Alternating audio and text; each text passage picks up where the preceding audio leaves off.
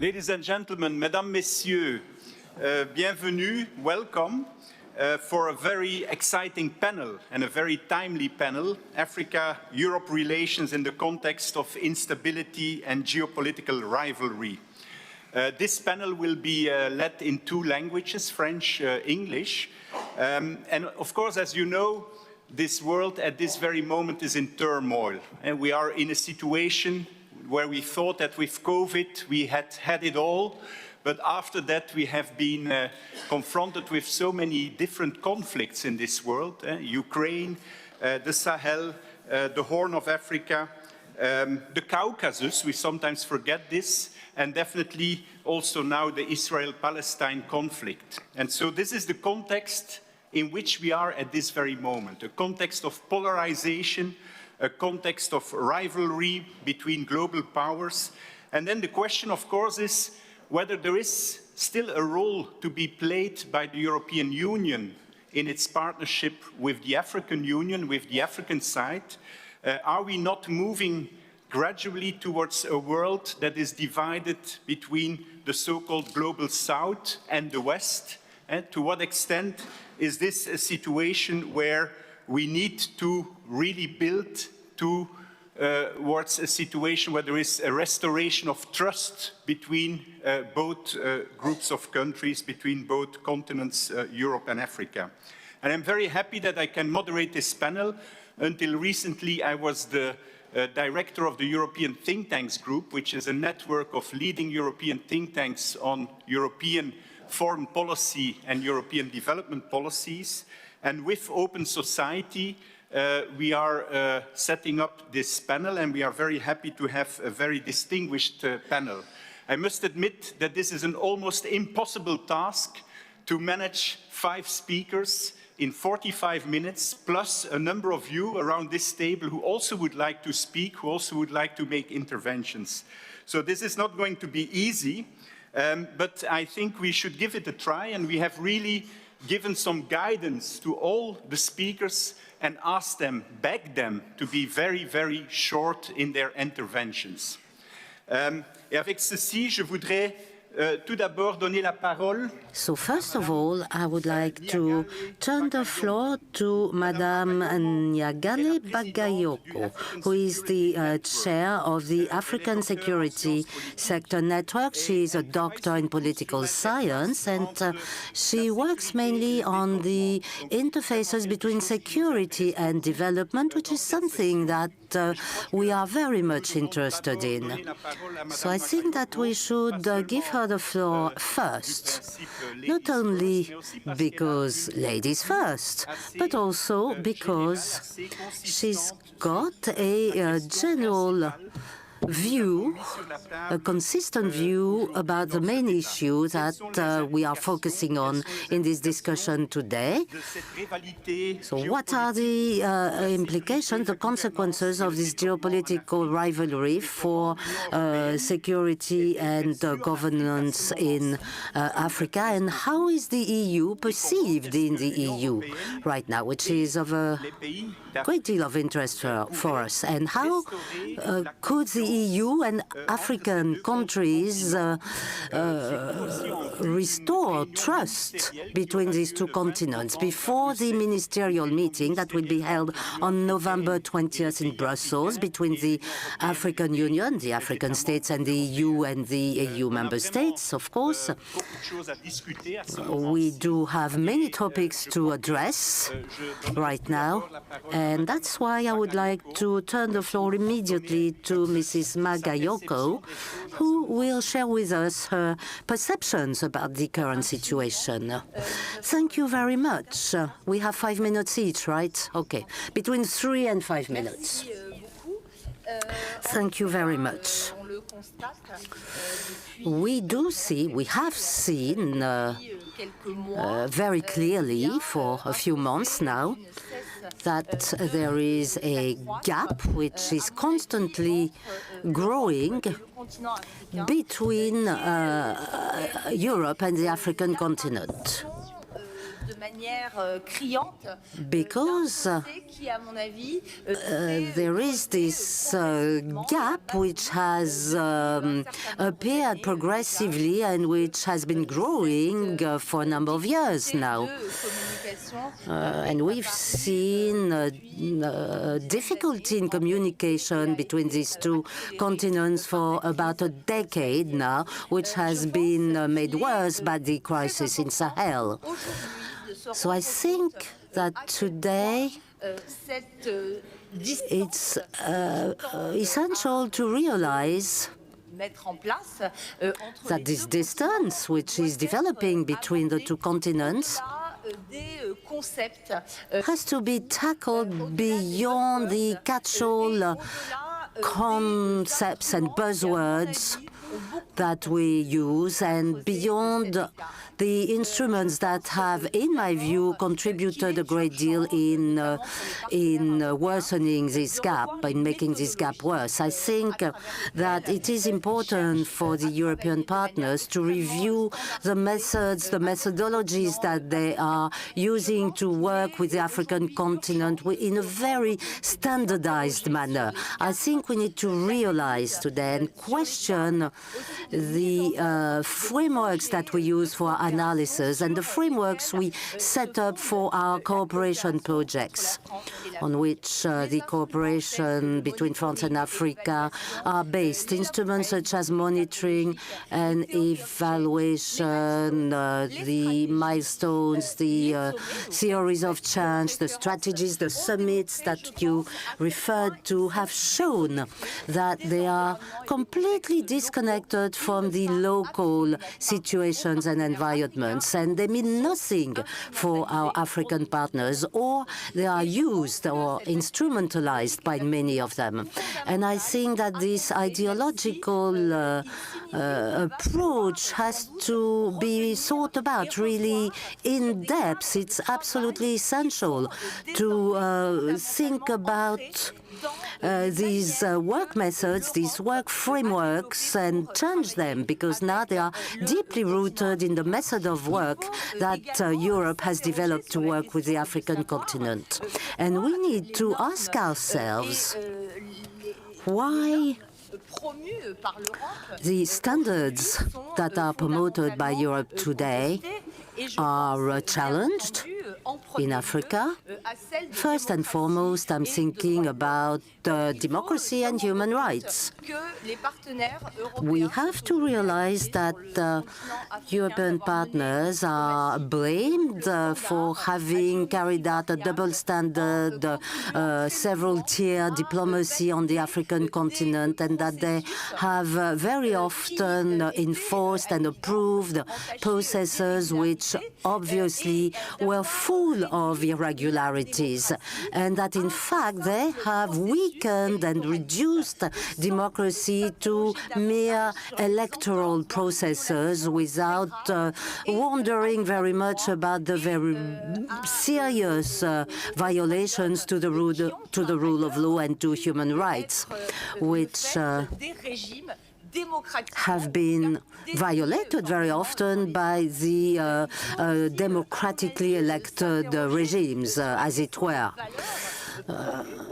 So we have to question the values that are promoted by European players, which are challenged more and more as well, and in particular the values related to gender issues, which are perceived as aiming at imposing models for societies that do not match the changes, the developments in a number of African states, because the developments are very conservative in nature in many of these societies. And I think that it is important to understand the influence of new players, the one we think about the most, Russia in particular, but there are others as well. And and we need to think about their role from the angle of values, because you think about mercenaries that are predators, that Wagner is accused of being. We saw that after the death of Prigozhin, and we saw that this type of analysis was a simplification, of course. But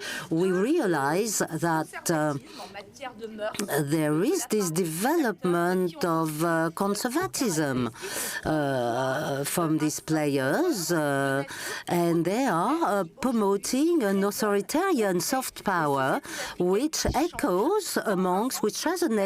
resonates among the African societies, which are changing along the same lines as the rest of the planet. They are becoming more nationalistic, and there is a growing patriotism as well. We see black supremacist movements appearing on the African continent, and we need to pay attention to that. And the standardized and idealized view of this civil society, which has completely changed, in fact, which is not as progressist as we might have believed, is not the type of societies that we are dealing with today. And to form these ties again, to renew these ties, I do believe that we have to look into the local context and situations, rather than trying to impose standards and values that are rejected. Thank you very much, Mrs. Bagayoko.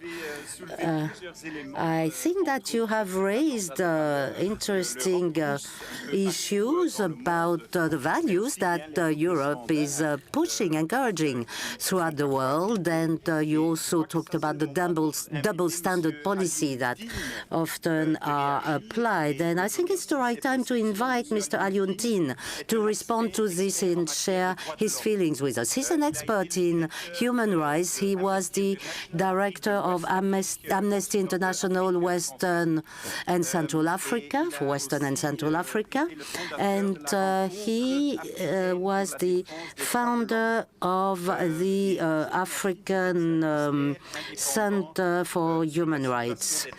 And right now you are an independent expert on the situation of human rights in Mali. So following what Mrs. Bakayoko said about values, what do you think Europe should do, and should do better to encourage these agendas as a complement to what efforts are made by the African states themselves? Thank you. Right now in Sahel and Africa, we are going through many crises that are often connected. The crisis of democracy that has very concrete impacts amongst young people in particular, the crisis of governance, and the crisis of security.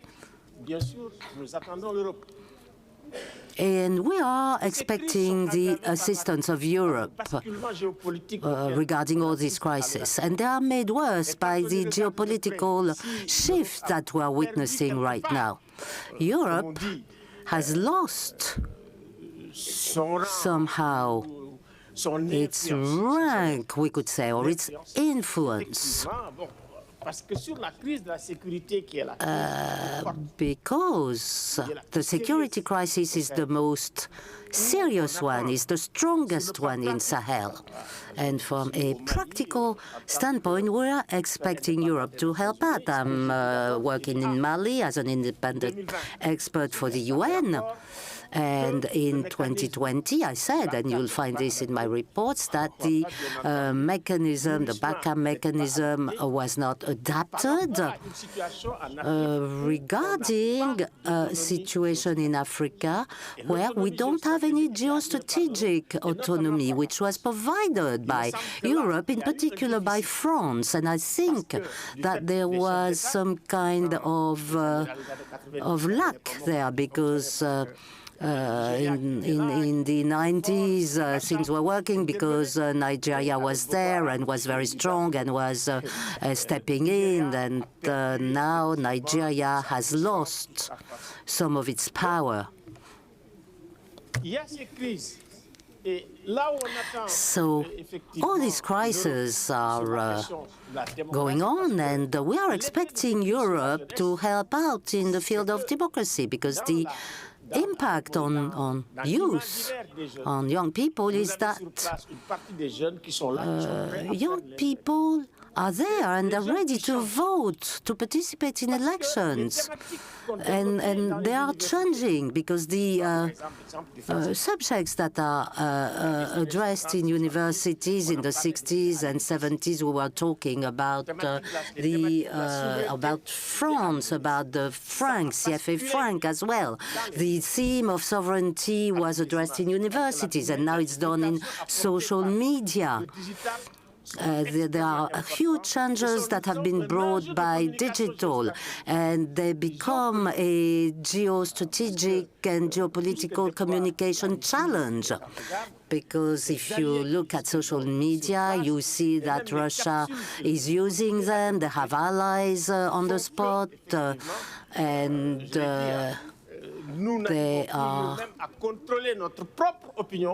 they are they're involved in such a way that we are not controlling our own public opinion ourselves. They are controlling it, and it's very it's obvious in most revolutions. And I remember the summit in La Baule, where we were discussing all this, and now there are coups, and at the same time there is a rejection of Europe. There's also the question of the reaction, the response of young people, immigration. Where can these young people can go? You have dozens of thousands of people who are displaced in Senegal. Some of them die. The Atlantic Ocean has become the grave of human dignity. It's a strong metaphor, but it's true. And they want to go to the West.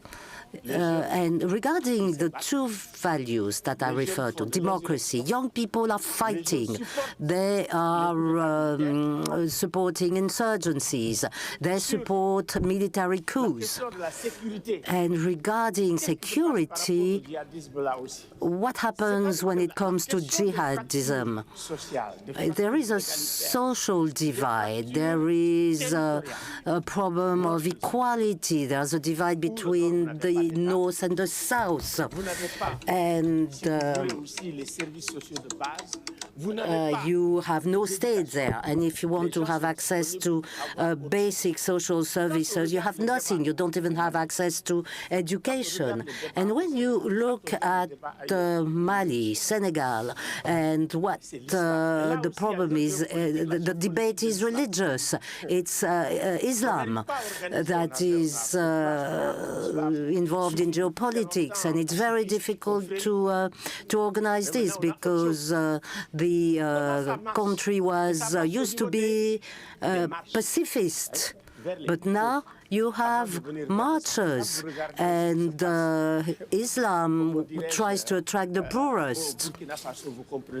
When you look at Burkina Faso, you understand immediately. You see people in the street, people who are controlling the country and extending their influence. When you look at what's going on in Mali, you see that there is a state within the state that controls the country as well, with Sharia, with the dressing code, etc. All this is Wahhabism, Salafism. All this is mixed up there, and leads to the fact that the situation in Sahel is extremely complex. And from the security standpoint, the reaction of Europe to the war in Ukraine is also important, because they are providing aid, assistance. There is G7 Sahel, so importance is given to Sahel as well. I'm not going to give you figures, numbers, but it was extraordinary, as if Sahel was the real problem. And whatever you're looking at, it's a true problem. And the countries that was stable and quiet like Senegal. Nowadays, they are suffering from a crisis as well. Because the problem in Senegal, the problems are not solved with weapons.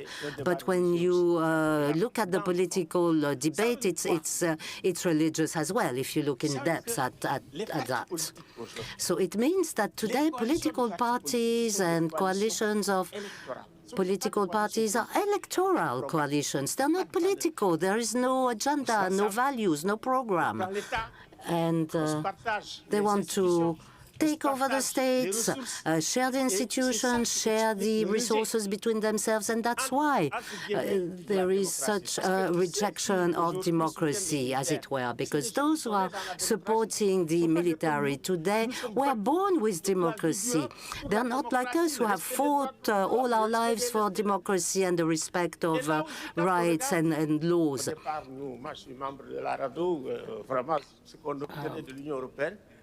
So I remember what we were obtaining from the EU. You can't get that today. You can't get the same support from civil society. Okay, I'm done. Thank you. That was very interesting. Now I'm turning to our third speaker, Mr. Mathieu Pourchier. He studied in Grenoble for international relations. He has been in the field. He's lived in nature for several years, and he's still the executive director of Tournons la Page.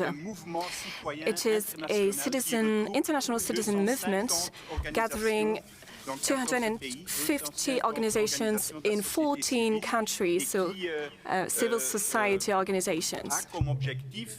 The goal of this movement is to act peacefully to promote a political transition in Africa. For you, I listened to you, Mr. Tin, and I've got two questions now. So we feel this frustration, this divide, this social divide, this rejection of democracy, as you said.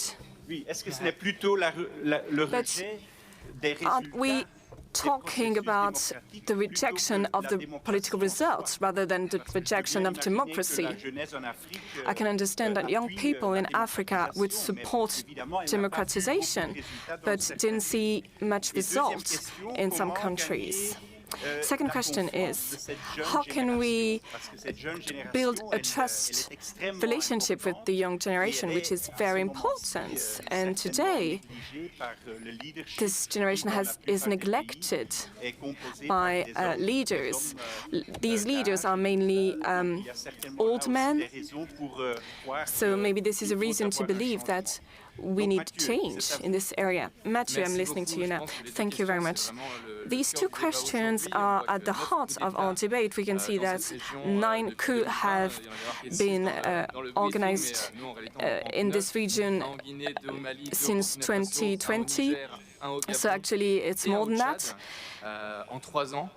So in only 3 years, 8 of them, which express an uneasiness of the population, a malaise in leadership. If we focus to West Africa, and you were talking about the democracies in this region, what democracies we can see growing? Insecurity, illegitimate regimes, contested elections, no transparency, corruption scandals. I lived in Niger, as you said. We had the scandal of the Interior Defense Minister. So 110 million euros were diverted. And we have seen thousands of activists in the streets.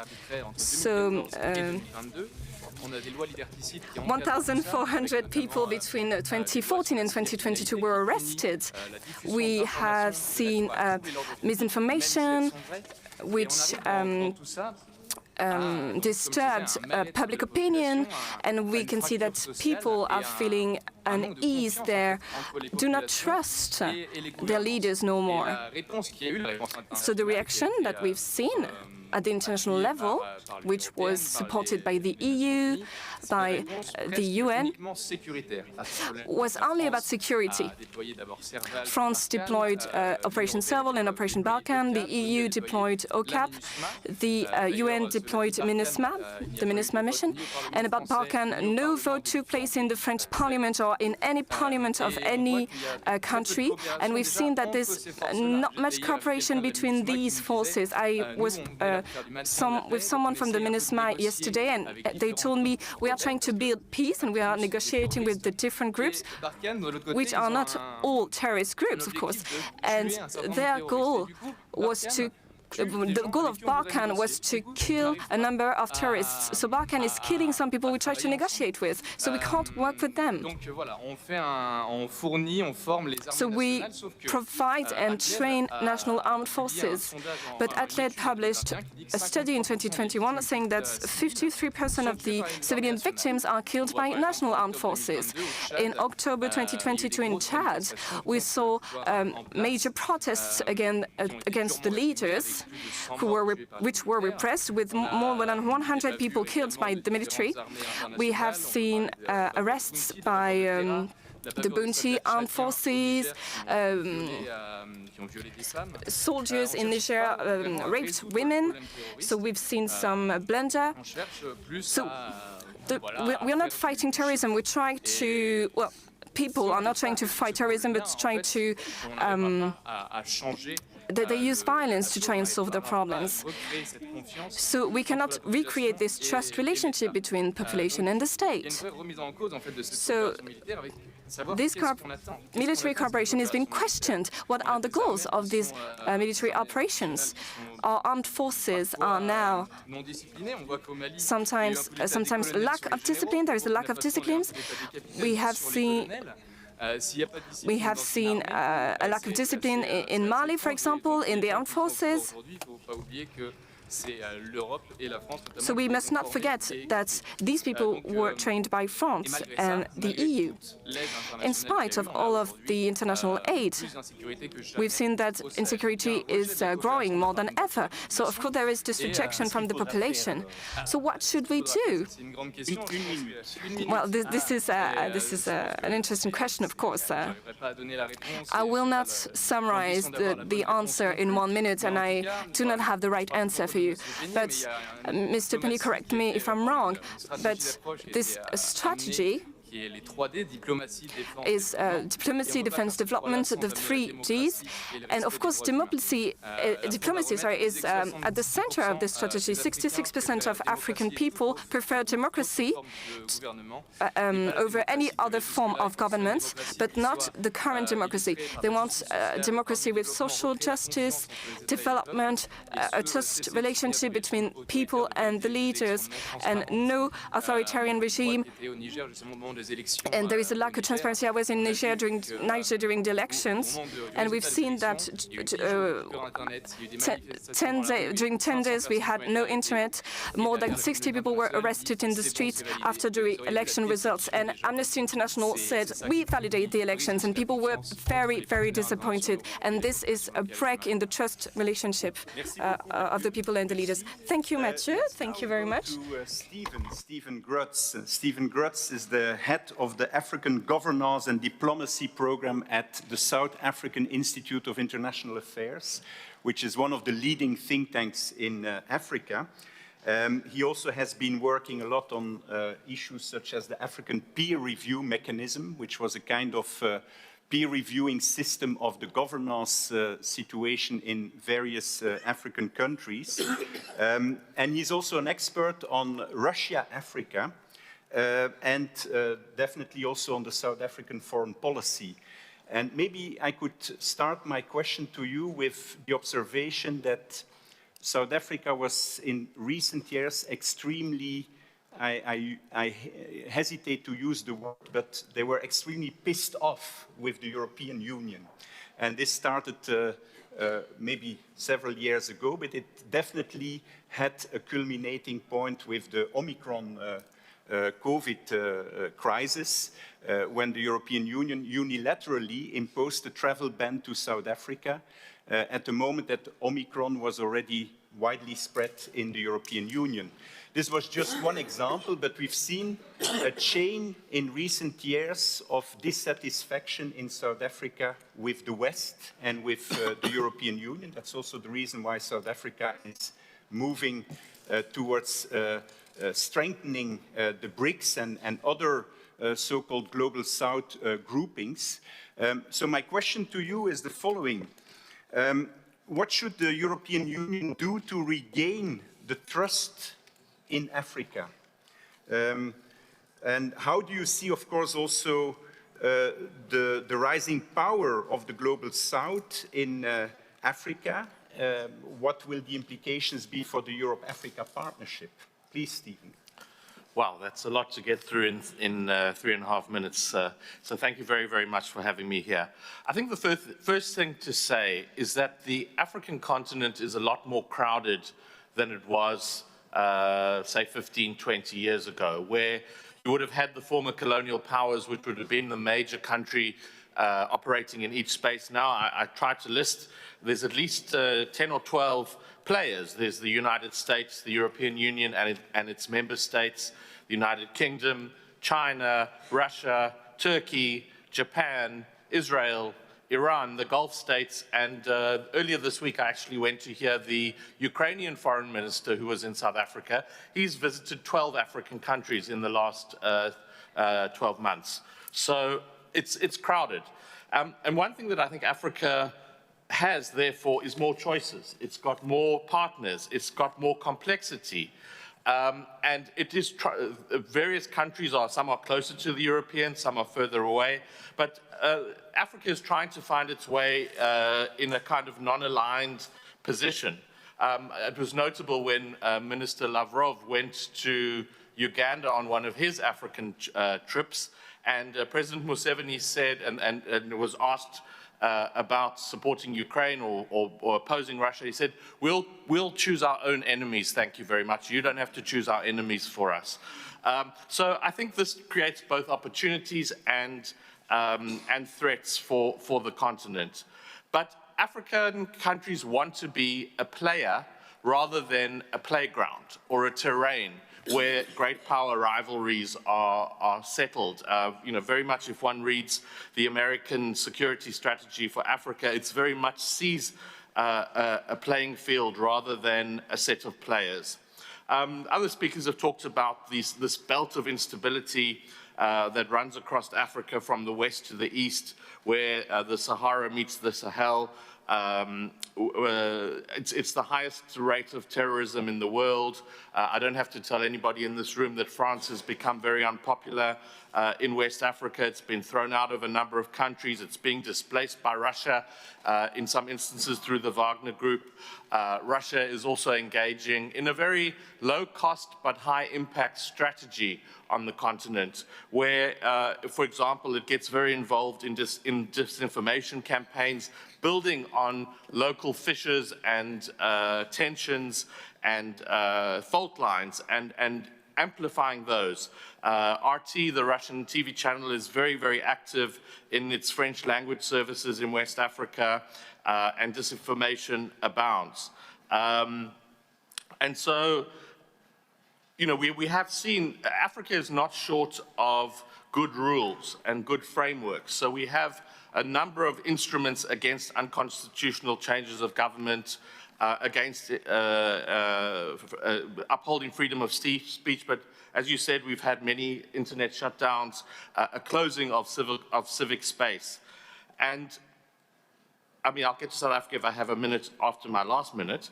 But I think, you know, the issue is that Europe comes with baggage.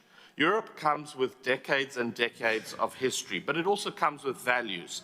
And countries like Russia and China don't ask too many questions about your human rights record, which is why a country like Uganda is so welcoming to them, but many others across the continent. So I think the relationship has definitely been deteriorating. I think it was indeed harmed by COVID, not only Omicron and the travel ban, but also how vaccines were rolled out. You know, a lot of talk about we're one world, but we're going to look after our citizens first, and we don't care what happens in the developing world. I think we've had the conflict in Ukraine, which has, Europe has wanted Africa to side more strongly against Russia, and African countries have, for the most part, tried to do that. I think it's complicated now with the conflict in Gaza and, again, dividing on international fault lines. So what's the solution? I also can't answer that in 1 minute, but I think mutual respect and a partnership of equals is very important. And that doesn't always happen. But I think Europe needs to also look at not enabling bad leadership. Again, I mean, the leadership is for Africa to choose, but I think many of the actions you know, fall into a neo-colonial pattern and are not helpful. You know, where I think Europe shores up regimes and doesn't really look at the societal implications of supporting strong men in Africa. Thanks. Thank you very much, Stephen. Merci beaucoup. Donc, on a maintenant Thank you very much. Now we're going to listen to our fifth speaker, Mr. Emmanuel Beignet. I think Mr. Beignet, that many of the things we said so far could be interesting for you, because you're a French diplomat, Deputy Director of Africa and the Indian Ocean. You've been to Ethiopia, Somalia, Kenya, in the Sahel also. So the question for you, Mr. Stephen Groots clearly said, and I'm quoting him in English now, to be a player rather than a playground. And I think that's what the EU wants in every speeches we've heard for 10 years now. We want to be a We've player, heard not a payer. That's a bit the role that the European Union always has been playing, to be the payer, development cooperation and so on, but not necessarily a geopolitical player. So, ma question est la suivante. My question then is, Comment, dans un contexte qui a in such a context, which was described by Stephen, a context where Europe and one of its member states, namely France in Western Africa and Central Africa, has become is now questioned. What can we do as Europeans to restore this distrust relationship? What can we do in such a context, a critical context actually, so how can we act with all the global powers which want to be present in the field? How can we change the way we work to rebuild a trust relationship? Merci beaucoup. Thank you very much. Thank you very much for all that has been said. Now, all of this was very interesting, and I agree with some of the observations that were made. However, just to start, I'd like to say that your premise about the absence of trust relationship between France and Africa is not right. We are blamed because we focus too much on the Sahel, apparently. But this is not exactly true. The continent, the African continent, is not only about this region, the Sahel region. 5 things. First, we need to resume our conversation on common values. We can see that not everybody agrees on this. Multilateralism, while Africa is a pillar of this multilateral system, the respect of former colonialist borders, international cooperation, etc. Despite of all this, we saw that when Russia waged war on Ukraine, part of the African continent did not support the UN Charter. Democratic values. We have different opinions, different experiences between African populations.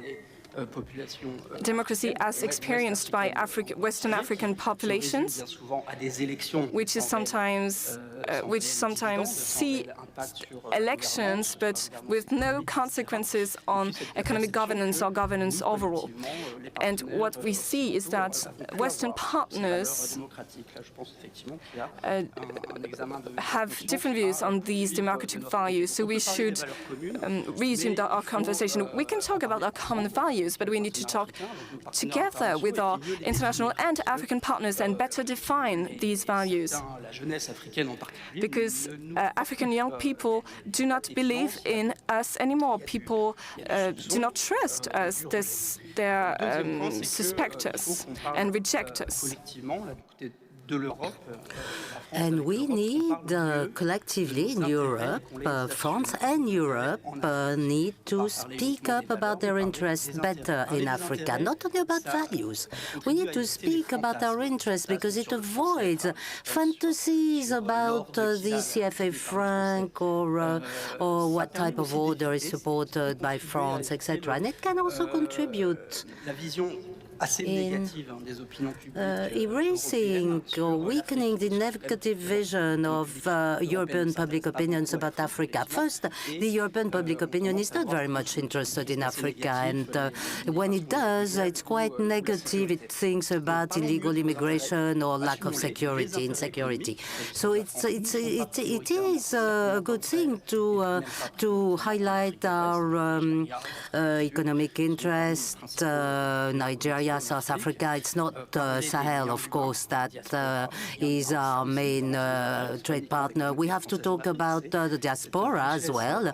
We have to talk about the shared wealth and these ties between the two continents with all the Africans in France and vice versa. And we have to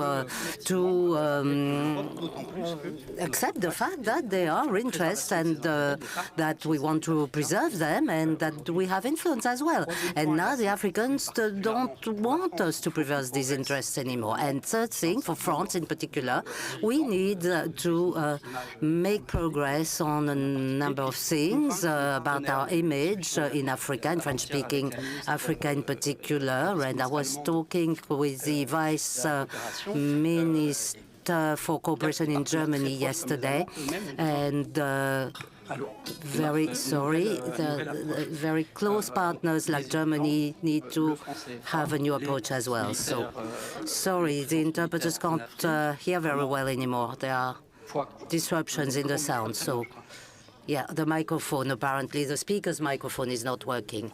There are problems in the room as well. Okay, so let's change it. Well, no, it's not much better.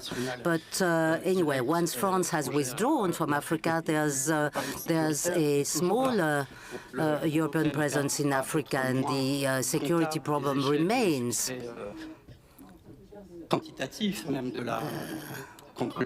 Sorry, the interpreters are sorry. There's a problem here.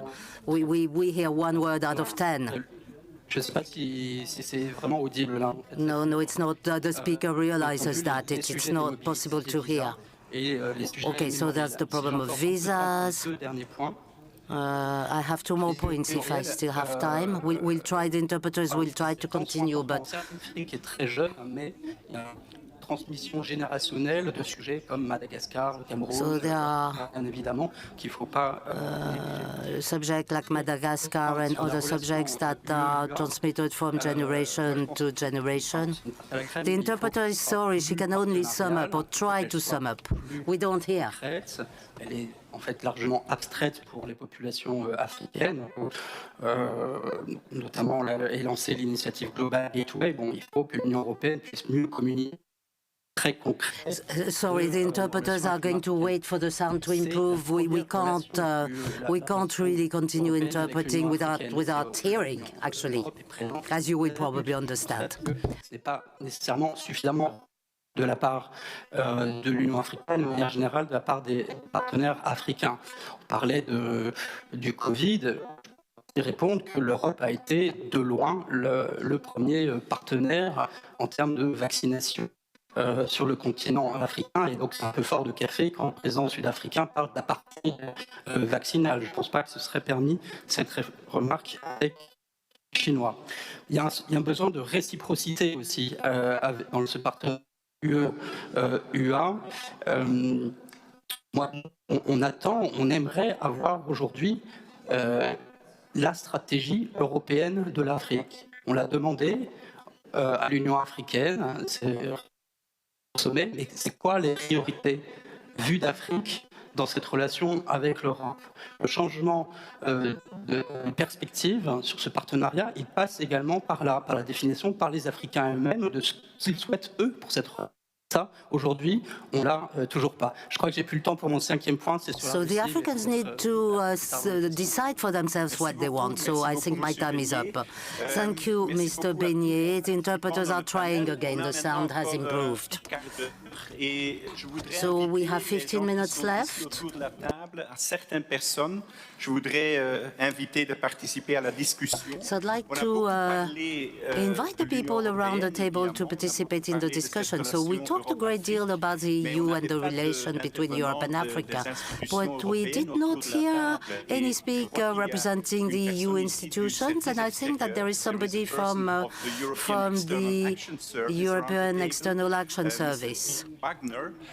So I would like to invite you to also come into this discussion. If you need 2 more minutes, I will first invite someone else. But I think it's essential that you also give your perception, your views on what has been said so far. Would you like to speak? Yeah, thank you. Monsieur le Président. First, a small correction. I'm from the Foreign Policy Instrument Service, that is where the people who put European foreign policy into action, and therefore maybe my intervention might be slightly less eloquent than it would be if it had been one of the diplomats of the External Action Service that had been invited. But let me try, because we are all in Brussels thinking and talking a lot about Africa and our relationship with Africa. Because if I look from my perspective, where we look at the instruments, where we have instruments at our disposal, the meaning what we do, there is no continent with which we have as many, as deep and as well-equipped instruments available. If you look at it, and I spare you the time, that is a very clear fact. Now, what this shows, however, is we're definitely not using them in a satisfactory manner. And if you have the discussion, it's not satisfactory for both sides, as already was indicated by the different speakers. So I think using this toolbox better is one of the key elements. Now, what for me is clearly playing here a role is the discussions that we are having. Are we still having gaps? And the gaps that we are having is, some of it was indicated, there is very much an African-French discussion as you're having it today. The title is and the EU, but in reality, many of the individual points are Franco-African points. Has, as an entity of 27 member states, much wider, different other views, other people. And as we have to learn to use and interact properly with the very different variety or the wealth of the different nations in Africa, the same has towards us.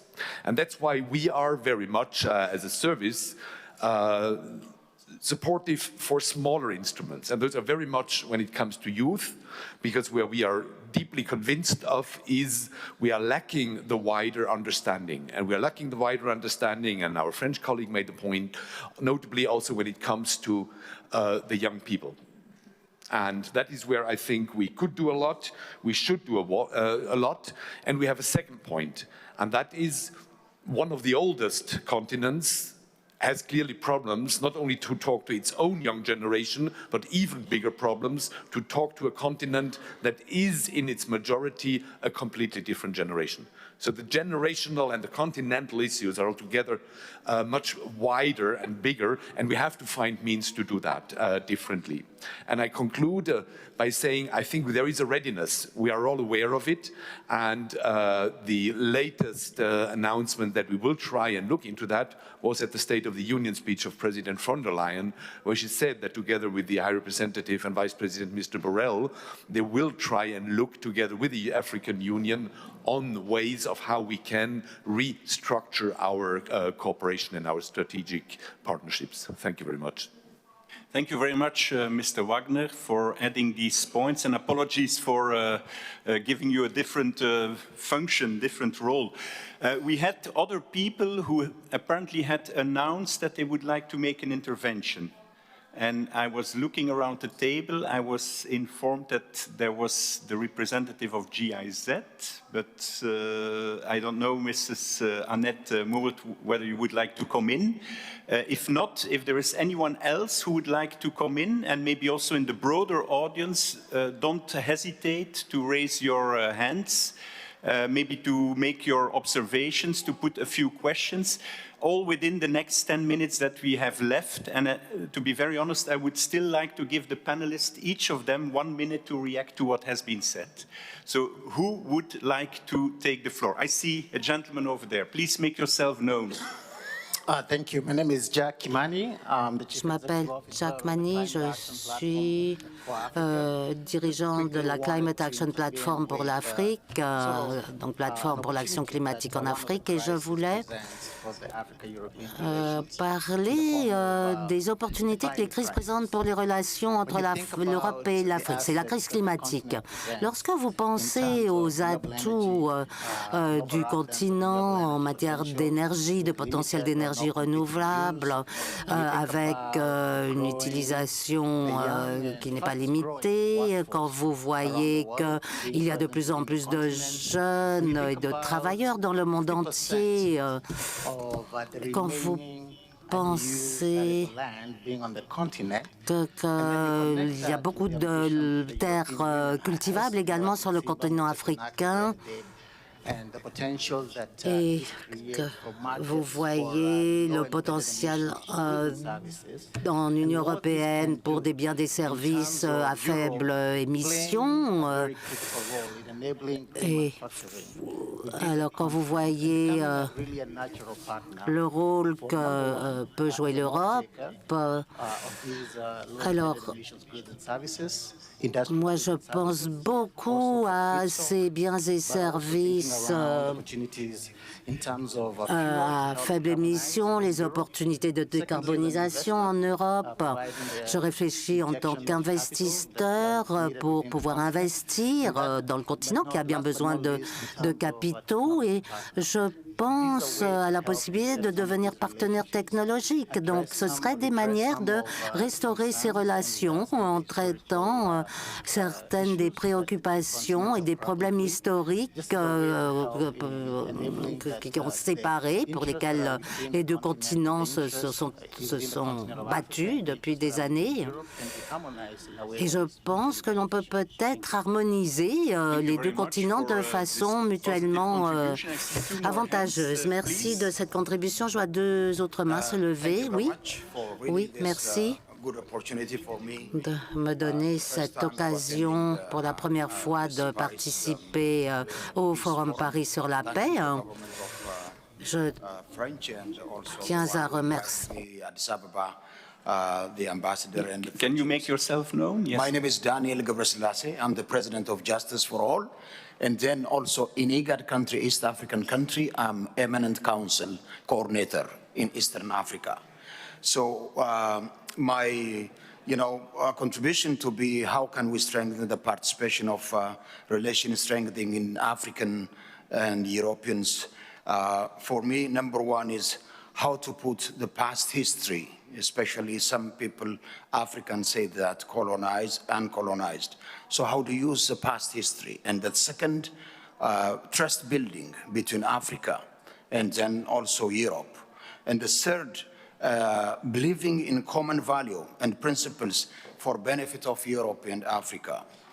Then the other things also, strengthening institutions like democratic and rule of law, peace building, and then African problem solving by African solution. But, one of my colleagues speaking on, within 3 years, 9 coups and killing of journalists and killing of many opposition parties. Why? There is no institution that accountable. We are not built an institution that has to be accountable, and transitional justice has to come in on the ground level. So without institution, we will gathering as much as many coups again and again. What was with the past we saw, so we will rob also what we saw it. So I think it's very important in strengthening institutions, democracy, rule of law, peace building, and then also African problem by African solution. That has to be standard scientific rule of law. And then the other one, the last one, learning best practice, from global community, adopt based on the people interest, developing accountability, then increasing the participation of civil society, not only government to government. It's based on also civil society, community at large. And thank you very much. God bless. Thank you for these recommendations. We still have 4 minutes. Maybe we can go a little bit over time, but I see that around this table we still have 3 people who would like to speak, so keep it very brief, please. And then I would like to give the panel 1 minute each, please. Thank you. I'll try to be very brief. So Dan Sanaren, I am the analyst for Mali at the Carter Center, and I was previously a research assistant at the Stockholm International Peace Research Institute. So there's something that came up quite often during the interventions of my colleagues, and it was the lack of understanding and the necessity to see the reality on the ground, la réalité du contexte local. And this is something where, for me as a researcher, for someone who works with researchers in especially Western Africa and specifically Mali, which is a conflict-affected area, is something that needs to be invested in. And where Europe and France, and not pointing fingers, but we were all kind of surprised about the suspension of the academic cooperation, cultural cooperation between France and Mali, Niger, and Burkina Faso, would need to invest. And there is a necessity and there's a need to understand those contexts. And indeed, if we understood those contexts better, it would have been, we could have adapted some things better, including, for example, MINUSMA, including the French intervention, maybe centered it more on the human side of it rather than the security side of it. Thank you. Thank you. We have the gentleman here. Yeah. Thank you, moderator. My name is João Samuel Kaholo. I'm the Executive Secretary of the International Conference on the Great Lakes region. I represent what I call the lung of the African continent. I have just one proposal. Given the 2 frameworks existent today, the Nairobi process and the Luanda roadmap, can Europe and the United Nations support the African Union and the sub-regional chairpersons of those institutions to bring an umbrella amnesty framework that allows the sub-region and the region to address the framework of everlasting peaceful coexistence between the warring parties. Thank you. Thank you very much. Very concrete, very useful. The last speaker around this table is the gentleman in front of me, yes? Very briefly, I'm the personal envoy of the Secretary General of the United Nations for Mozambique, and I wanted to point out the following thing. We said during the panel organized by President Macron that what is important is dialogue and understanding understanding and listening to others. When I look at the crisis in Sahel, we, unfortunately, in my view, have not tried to listen or to set up a dialogue. We have not responded with constructive actions at all, and we've closed all the doors from the outstart. And we just applied sanctions. So we closed every door. So I'm not sure it's the right way to restore a constructive partnership with Africa. I think it's a very bad start, because the most powerful instrument to solve this crisis, and I'm speaking on behalf of the UN, it is dialogue. Thank you. Okay, so we're going to invite the panel to respond very quickly to what you've heard. So we're going to do a roundtable and start with Mathieu this time. Thank you. I think that the last point was extremely to the point and interesting, and this is what I called upon the states to do, but also the civil society, artists, etc. We need to set up a decentralized cooperation, and this is how we form again the ties between Europe and Africa. Very short, very good. Ayoun? Okay, I often said that the regime of sanctions was useless because they are not applied to the political authorities, to the leaders.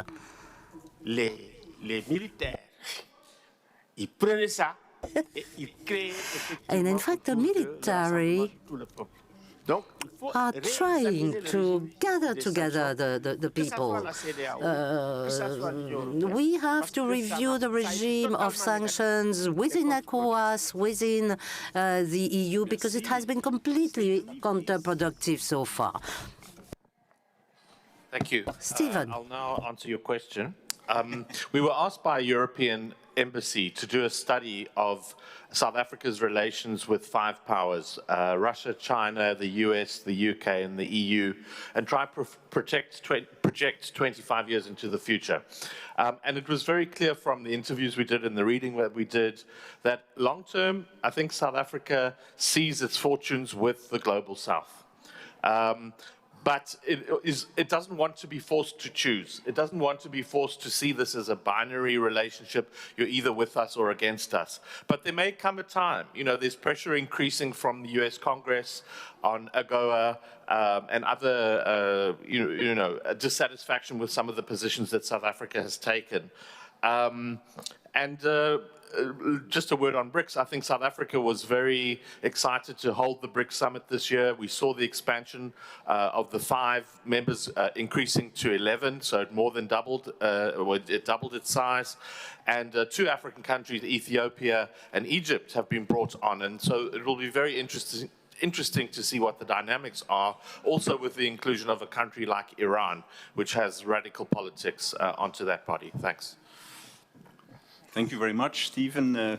Niagale, please. Oui, merci beaucoup. Je m'attarderai sur. Thank you very much. I'll dwell on 3 points, but quickly. First, when you talk about Europe, we need to ask ourselves who in Europe should be involved. You asked us to think about how the African Union should set up a strategy, should develop a strategy, because so far this instrument has not worked at all. So I don't see why the African Union should use it. And we need to assert the interest of Africa, which might be urgent, but it's not something that the EU is doing. They are not united in their approach. If you look at migration, Italy's approach is different because its model is based on the protection of its national identity. identity, and it's historical. And for other countries, the idea is to have an international or even universal influence. So it's important to change the types of analysis that we have, and to realize that most of the instruments we use are not efficient, because they're based on sanctions, for instance, and they're obsolete. You see that during the peacekeeping operations, you see that with relation to multilateralism. So today we need to use new methodologies. Personally, I'm an internationalist, so I'm supposed to work on the relations between states. And I quickly understood that without a bit of anthropology, I cannot improve my understanding. And it is true for politicians and decision makers as well. It's not only researchers that should use this type of perspective. And there is a question on which we need to open a conversation, a dialogue, which is values. But in order to do that, we have to extend the basis of these values. We have a common basis that comes from a historical, philosophical, and intellectual history, and we need to look for common values, not only with Africa, but with other countries as well, which are governed in all societies by the principle of promoting human dignity. These values exist in all cultures, and it is around these values that we need to try and build something. Emmanuel? Yes. Deux petites remarques. Une très rapide sur la coopération culturelle. Two quick comments. One on cultural cooperation in Central Sahel, which has not stopped. So if you go to Bamako, you'll see that the French Institute has never been as active as today, including when it comes to debating ideas. We haven't talked about Russia much, which is a good thing, but maybe a couple of words about Russia anyway. It's a country that obviously has a toxic strategy in Africa, which has set up a system based on predation, which is massively violating human rights. And as was said before, it's implementing a low-cost strategy in order to evict its Western partners. But it's not China or Turkey. Russia is not like these countries. It does not have the political willingness or interest or the resources to really invest in the African continent. Now, EU vis-à-vis Russia should not be naive. The EU has to make a collective effort in terms of information. Africa is obviously an area of disinformation for Russia. It's a front line. And Europe is a bit naive and weak when it comes to this. However, my main point about Russia is that it should not be the only determinant of the current situation in Western Africa. There are other factors. The anti-French feeling existed before Russia arrived, and very often the Africans blame us for infantilizing them, thinking about them as if they were children. We shouldn't say that it's only Russia's fault. There are other reasons. In this panel, we could have gone on for 1 or 2 more hours. What I definitely retain from this panel is that we are in a situation where there is no business as usual. There's a lot of competition. Europe will have to clearly identify its value added in this global world, and particularly in the relationship with Africa. But this value added might be there, and that's what I picked up in this session. Norms and values of Europe are still highly appreciated: social protection, democracy promotion.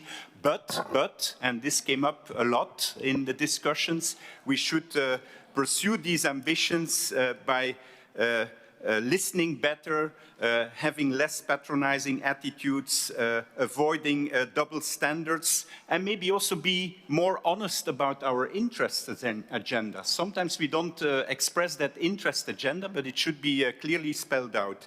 On the other side, on the African side, what I retain from the discussion is that we as Europeans would also like to know what Africa has as agenda vis-à-vis Europe. And this Africa strategy towards Europe could be very interesting. And maybe it's also good to point out what Mr. Wagner and others have said.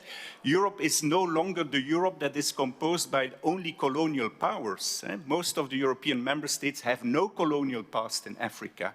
And they also have a strong interest these days in Africa, countries like Estonia, Lithuania, Malta, and others. So we should take account also of this new reality, which is not always trickling down in Africa. But with all this, I would like to invite you to give a big round of applause to our panel.